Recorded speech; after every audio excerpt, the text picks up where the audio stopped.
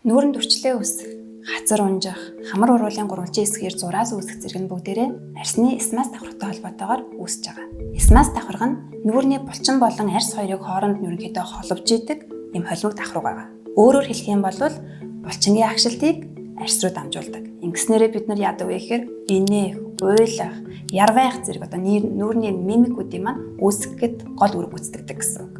Хэрвээ бид эсмас давхрууд хүрч үйлчилж чадах юм бол арсыг бүрэн нөхөн сэргээх болон илүү залуу харагдах боломжтой.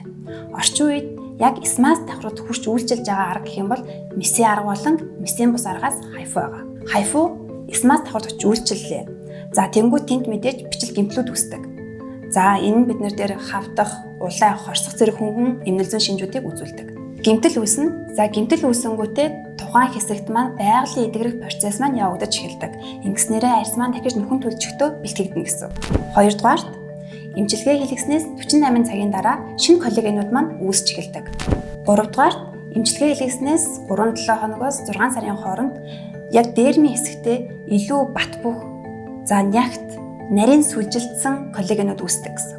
За ингэснээрээ бидний арс маань илүү гоё, өргөгдөөд, чангараад илүү залуулга харагдаад байна. Иймээс хайфу нь залуу насаа хадгалахад хамгийн өргөн хэрэглэгддэг найдвартай арга юм.